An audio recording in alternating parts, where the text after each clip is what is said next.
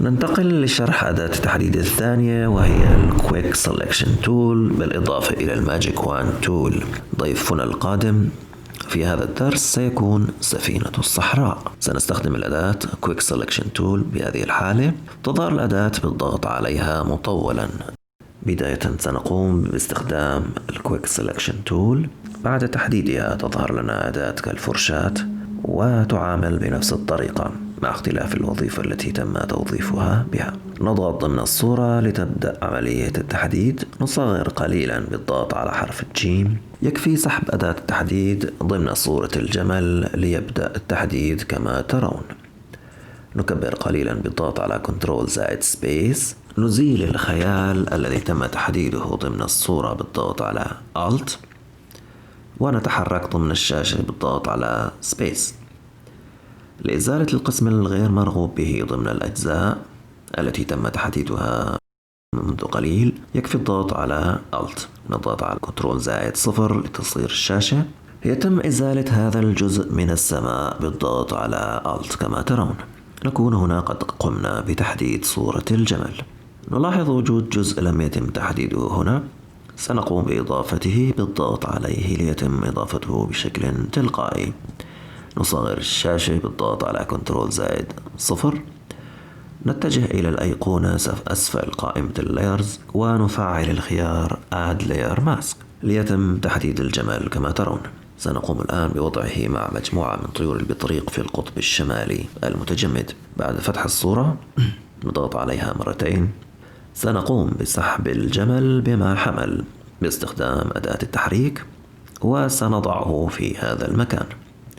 نكون هكذا قد وضعنا الجمل في هذا المكان الغير مناسب له كجمل.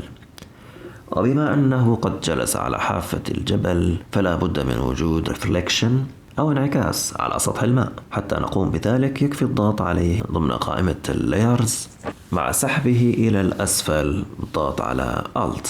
نكون هكذا قد حصلنا على الجمل التوأم لصديقنا الصحراوي.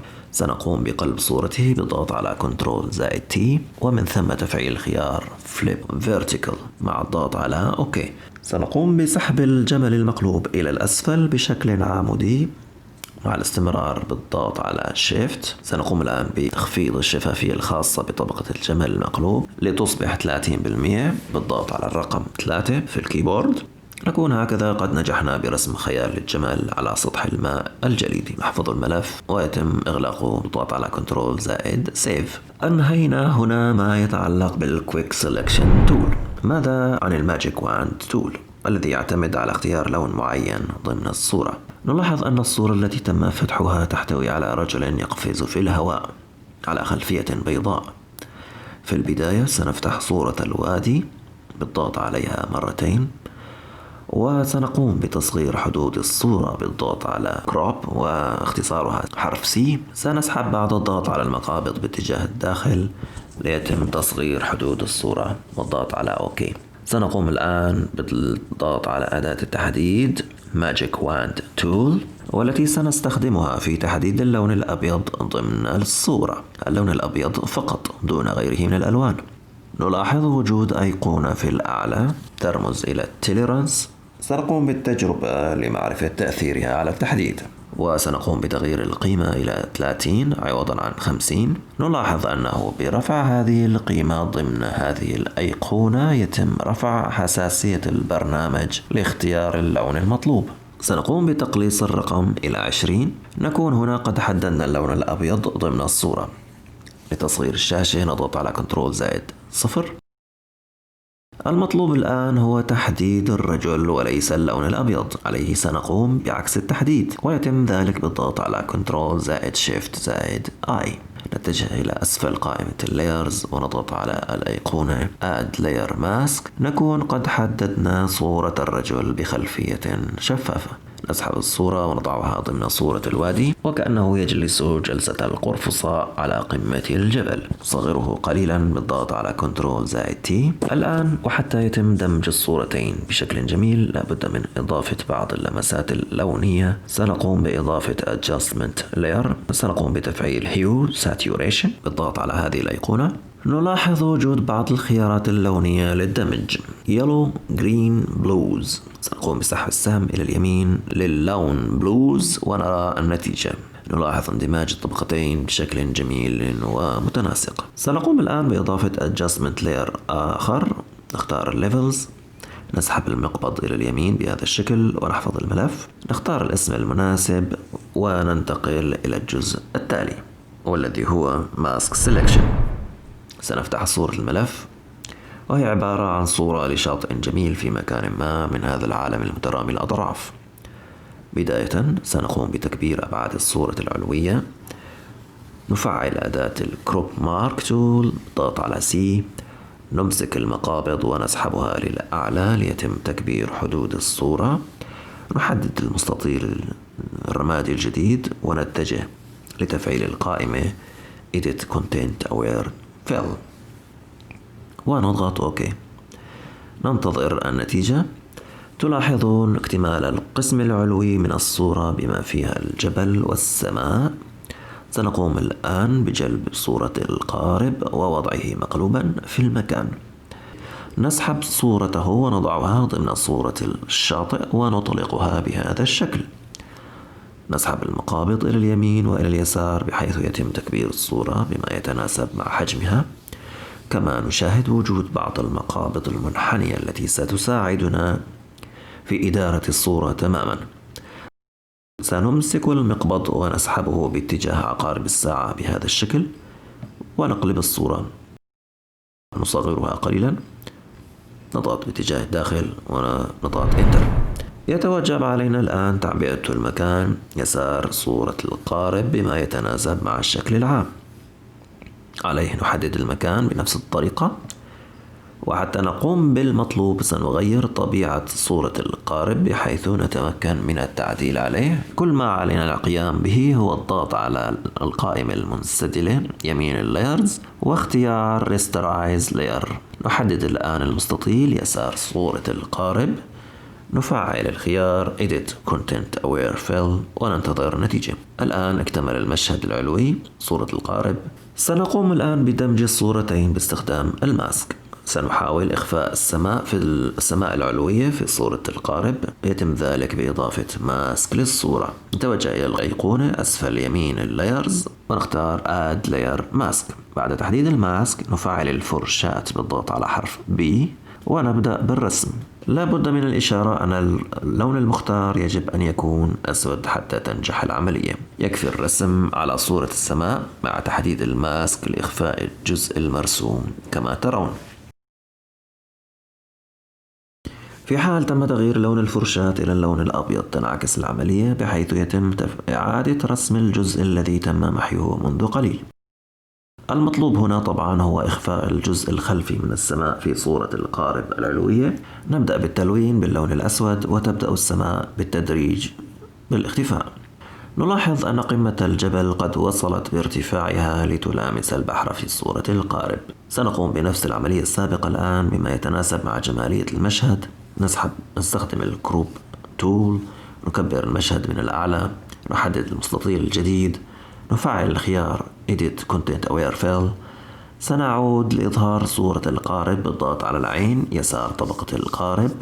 نسحب الصورة إلى الأعلى باستخدام أداة التحريك اللي هي V باختصار V. نكون هكذا أنهينا شرح ما يتعلق بالماسك سيلكشن. نحفظ الملف ونغلقه. أخيرا وليس آخرا سنقوم بالتعرف على أداة لتحديد الأجزاء الدقيقة والدقيقة جدا كالشعيرات مثلا. سنحاول في هذا الدرس عزل هذه الشعيرات النباتية عن الخلفية السوداء في الصورة. في البداية سنقوم باستخدام Quick Selection Tool التي استخدمناها منذ قليل، وسنقوم بتحديد أجزاء النبتة. نضغط على حرف ج ليتم تصغير الفرشاة، نضغط على Alt ليتم إزالة هذا الجزء الغير مرغوب به من الصورة. سنقوم الآن بتطبيق الماسك على نفس الصورة. نحصل بعد الضغط على الزر أسفل يمين قائمة اللايرز على الشكل التالي، وليس هذا هو المطلوب. نتراجع بالضغط على CTRL+Z، نضغط على زر الفأر اليميني ونختار Select and Mask. تظهر لنا هذه الواجهة ونلاحظ وجود فرشاة في القسم العلوي يسار الشاشة، فرشاة تم تفعيلها مسبقا كما ترون. سنستخدمها الآن لتشذيب الصورة. نضغط على حواف الصورة وننتقل من نقطة إلى أخرى ليقوم البرنامج بحذف الأجزاء الغير مرغوب بها مع الحفاظ على الضروري منها، ونستمر بنفس الآلية حتى النهاية. بعد الضغط على انتر سنقوم بتفعيل الخيار Edit Copy ومن ثم Edit Paste. نكون هنا قد عزلنا الصورة عن الخلفية السوداء ووضعناها بلاير منفصلة تماما. سنقوم بإنشاء طبقة جديدة ونقوم بملئها لتظهر نتيجة العمل كما تشاهدون. ليتم وضع الطبقة في الأسفل نضغط على كنترول زائد حرف G. نغير اللون الأصفر إلى لون آخر. سنختار اللون الأسود من قائمة الألوان وتظهر لنا نتيجة العمل كما تشاهدون. سنقوم الآن بإضافة صورة أخرى ووضعها أسفل صورة الزهرة. نفتح الصورة ونسحبها ليتم وضع الزهرة فوقها كما ترون. لتصغير الصورة نضغط على كنترول زائد T، نسحبها للأعلى. نكون قد حصلنا على المطلوب. في الختام سنقوم بالحديث عن الكالر رينج وكيف يمكن الاستفادة منه في التحديد. بعد فتح الملف وهي صورة مزرعة للأشجار، سنقوم بدمج هذه الصورة مع صورة لهذه الحشرة الجميلة وهي اليعسوب، وهي حشرة جميلة تبدأ حياتها في الماء كيرقة وتنتهي فيما بعد كحشرة طائرة. سبحان الله. حتى نتمكن من تحديد الخلفية هنا نتجه إلى القائمة الفرعية Color Range. باستخدام الأداة اللونية الواضحة أمامكم نختار اللون من الصورة بالضغط على أي مكان ليتم تحديد لون الخلفية. نضغط OK. سنقوم بنفس العملية بالضغط على Add Mask Layer حتى يتم تحديد الحشرة. سنقوم بسحبها الآن إلى الصورة الثانية. نلاحظ وجود بعض الشوائب حول الصورة. سنقوم بإزالتها بالضغط على الماسك في قائمة اللايرز على يمين طبقة الحشرة. بعد اختيار الفرشاة المناسبة نبدأ بالتلوين. بعد اختيار اللون الأسود طبعا نلون بهذه الطريقة لتختفي الشوائب تباعا. نصغر الفرشاة قليلا بالضغط على حرف G ونتابع الرسم. نلاحظ اختفاء جزء من الحشرة، وحتى نتمكن من استعادته سنقوم بعكس التحديد لاختيار اللون الأبيض عوضا عن الأسود. سنقوم بالضغط على حرف X ونبدأ بالرسم. نلاحظ أننا بدأنا باستعادة الأجزاء من الصورة التي اختفت ونحن ما زلنا بحاجة لها كما تشاهدون، ونستمر بالرسم.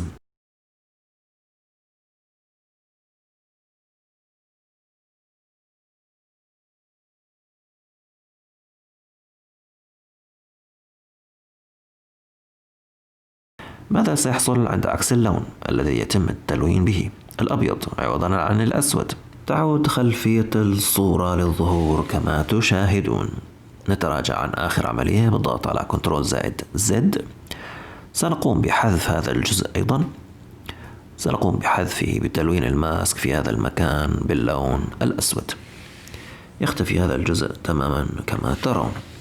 نكون هكذا قد أنهينا توتوريال لهذا اليوم. أشكر لكم طيب المتابعة.